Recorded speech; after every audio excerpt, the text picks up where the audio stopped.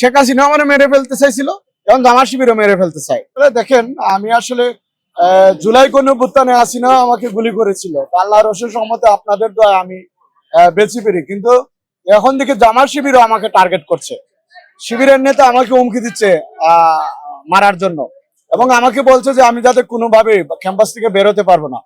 সেটা গণমাধ্যমে এসেছে, আপনারা ইতিমধ্যে দেখেছেন। তো তারপরে সাধারণ শিক্ষার্থীরা ঢাকা কলেজের এটা দেখার পরে সাধারণ শিক্ষার্থী সেই হুমকি দিয়ে কিন্তু বসে নাই। সে এই অঞ্চলে জামাত শিবিরের যত বহিরাগত সন্ত্রাসীরা রয়েছে তাদেরকে নিয়ে ক্যাম্পাসে ঢোকার চেষ্টা করেছে এবং আমাদের উপরে আক্রমণ করার জন্য তারা বারবার চেষ্টা করেছে। ইতিমধ্যে 4 বার ক্যাম্পাসে অ্যাটাক করেছে, কিন্তু সাধারণ শিক্ষার্থীরা বারবার তাদেরকে প্রতিহত করেছে ঢাকা কলেজে ক্যাম্পাসে। এবং শুধু জি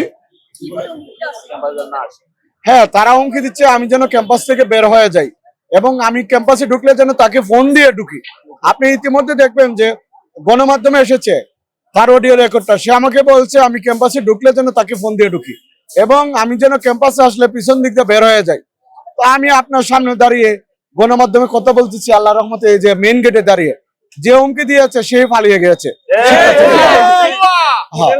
তো শেখ হাসিনাও আমি আসলে শেখ হাসিনা আমার মেরে ফেলতে চাইছিল এবং জামাত শিবিরও মেরে ফেলতে চাই। একটা উভয় সংকটে আছে, আতঙ্কে রয়েছে।